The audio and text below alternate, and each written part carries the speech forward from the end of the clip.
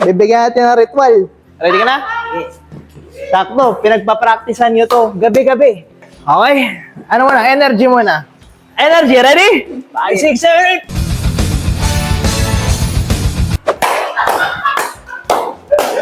Ha!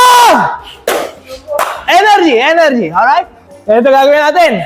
1, 2, 3, 5, 6, 7, 8. Highly. T. Highly. T. Supra! Woo! Okay. Latest model sa motor electric, si Highly T Supra electric scooter. Itong unit na to ay 60 volts dual drive electric scooter na pwede sa ulan. IPX6 rated, kahit bumabagyo, kayang-kaya. Unboxing, let's go! Fire boys!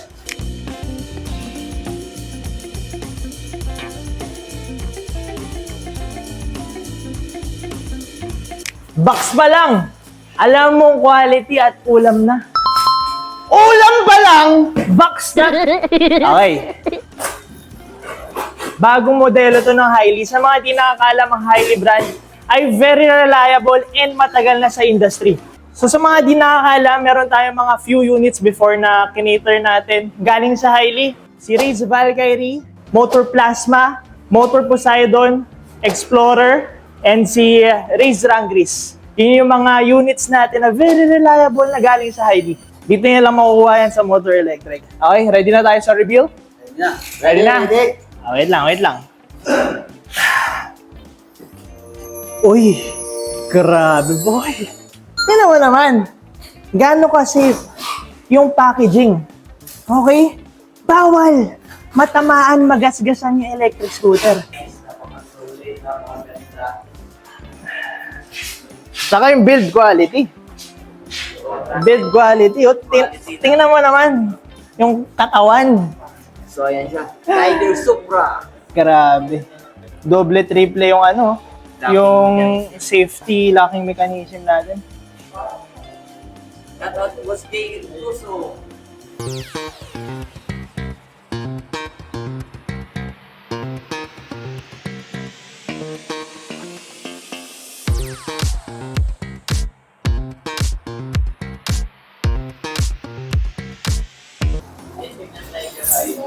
Boom!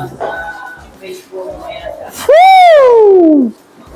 Ang ganda! Unang bukas, gamit yung NFC. Tingnan natin kung gaano kalupit tong electric scooter na to, ha? May kasama tong cover yan. Pwede mo lagay dito para mas malinis yung wiring natin. Okay. So, paano ba ito buksan? Dito ba? Power button.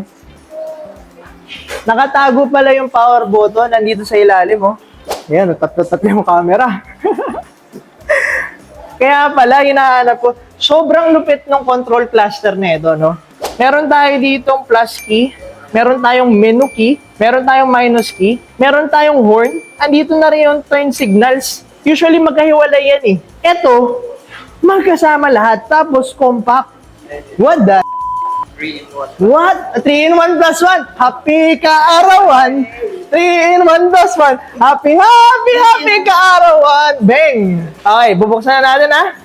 So, hold power button for 2 to 3 seconds until the dashboard lights up, no? Then, put the NFC on the sensing area on the screen. Ready ka na, Am? Oh, yan na. Lapit mo ba? Wow! Grabe. Tingnan mo naman. Makita mo, Dok, ang linaw. Ang linaw. Linaw. Tsaka ano, buong buo. No? Buong buo. Okay, isa-isayin natin. Simula tayo dito sa left side. Alright, so meron tayong plus icon. Makikita nyo para ma-adjust yung gearing. 0, for sure, bawal tumakbo. So meron tayong hanggang 5. And ang 5 natin, for sure, ito yung 80 to 85 kph max speed. Mode button. Alright? By clicking the mode button, pwede mo makita yung mga iba't ibang information dito sa lower side ng dashboard. Andiyan yung voltage, trip meter, time na nakabukas yung unit, total mileage or odometer. Okay, busina. Busina, boy. Sunod natin yung signal lights. Dito yung signal lights niya. Boom! Likod. Ang linaw, harap. Ang linaw. Kabila. Sige, tingnan mo na. Yummy! Ang tanong ko ngayon, saan kaya yung ano natin? Headlight. Alamin natin yung headlight. Press and hold the plus button para sa RGB lights. So guys, Grabe. Ulam. naalala ko yung unit na So, para lang malinaw, yung kulay nito ay nako-customize gamit yung Duco Strip application. Andito rin yan sa manual natin. Kung gusto nyo mag-install yan, pwedeng-pwede. So, by holding the plus icon, nag-activate yung tail lights, deck lights, saka headlights. Okay, kompleto na tayo sa ilaw. Ano tayo? Brake light testing. Uy, na ganun oh. Oh, nakakindat. Nakakindat, boy. So, meron tayong reflector sa likod. Alright, so ito hindi tumiilaw. Andito na yung pinaka-lighting system natin para sa likod. Okay, quick run through tayo, everybody. So again, meron tayong handle grip na may palm rest. Ito yung control cluster natin. Again, andito yung plus and minus icon, signal lights, horn, power button, and mode button. Meron tayong brake levers. Itong left brake lever ay papunta to sa likod. Alright, hydraulic brake to. And branded yung brake levers natin. Papunta sa gitna, meron tayong TFT display. Ang linaw, oh. Papunta dito, ito yung thumb throttle natin. And meron tayo ditong brake lever, nut ulit. And meron tayong dalawang signal light sa harap. Okay? quality talaga ng Then, another palm rest, handle grip dito. Alright, pababa, dito tayo. Okay, body alloy, aluminum alloy from pole to body. Meron tayong headlight dito. Andito rin yung busina. Andito yung busina. Headlight busina andito. Naka-Juliet connection yan lahat. So, waterproof, rainproof. Pababa dito, ito yung locking mechanism natin. Okay? Isa-isayin natin ulit. Kasi meron tayong few levers na kailangan galawin. Ito yung pinaka-lock natin. Twist nyo lang ng counterclockwise. Ito yung unang lock para ibaba to. Galing oh. Second lock, ito. Hilain nyo lang palabas para mag-fold. Yeah. And dito, meron tayong hook. I-hook mo dito. Tingnan natin sa manual kung ilang kilos to. Yung height niya is not adjustable. So everybody on paper, 105 kilometers bago malobat. So ito yung lock niya. Ayan o, nag-lock siya dyan. Oh! So mga ano to, mga 35 kilos. Ganda. 35 kilos, estimate. Okay na ba? Okay, so pag unfold, unhook mo lang to. Ulitin ko lang. Pag naka-hook siya, ganito. Pag naka-unhook, ganito. Angat niya lang. Angat mo to. Yan, so nag-hook rin siya dito. Ang daming lock. Tapos baba nyo to. Then ito, threaded to. Pasok nyo lang dito. Yan. So pumasok na siya. Counterclockwise lang. Righty-tighty tayo. Righty-tighty. Okay, bababa tayo. Meron tayo dito emblem ng Hailey Tiger. Reflectors. Aluminum alloy. Tingnan nyo naman, ito. CNC to. Ang kunat to. Laki. Ito pala, welded din to. Buong buo. Kaya matibay itong assembly na to. Pababa dito, meron tayong spring suspension. Adjustable. Tapos, dito tayo boy. 4-piston, not hydraulic brakes. Kapal ng ng rotor disc. Pakita mo, Lance. So, ito. Yan o. Meron tayong not hydraulic brakes. 4-piston yan. Ang kapal ng rotor. And 11 by 4 inches tubeless tires. Then, papunta dito. Ayan, charging ports, dalawa. So, pwede ka mag-dual charge. Meron tayong rubber padding deck. Dito yung kickstand. Footrest and grab bar. Right?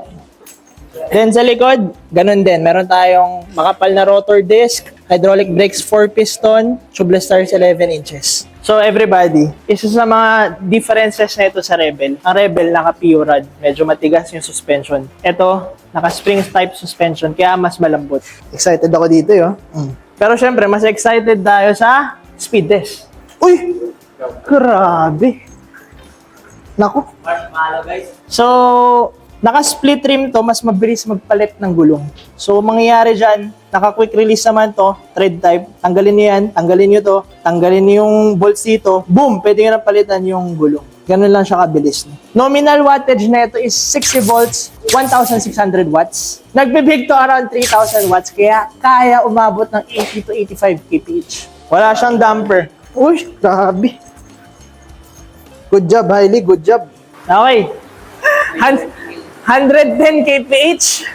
Kaya nga, paano kaya dual? Papa-cluster. Ito. Hindi, yung mode. So, para maging dual siya, kailangan nyo long press yung mode button. Galit na galit. 110 kph.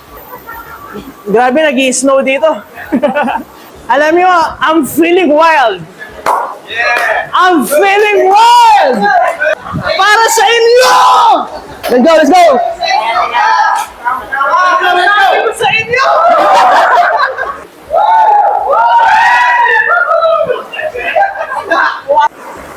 Woo! Bumabagyo ng mga bossing! Yo! Let's go, let's go!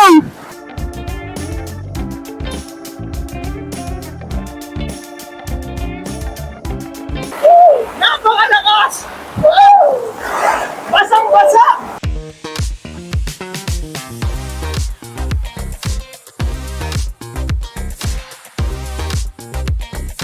Highly T Supra is now available at Motor Electric. Isa to sa mga pinaka-reliable na brand ngayon sa market and matagal na sila sa industry. Makikita nyo, very reliable, very strong, long range, maganda yung suspension ng unit na to.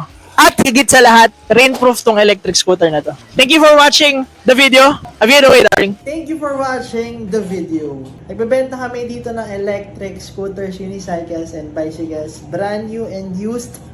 Meron dito sa Motor EVP. Nagre-repair din kami ng mga units.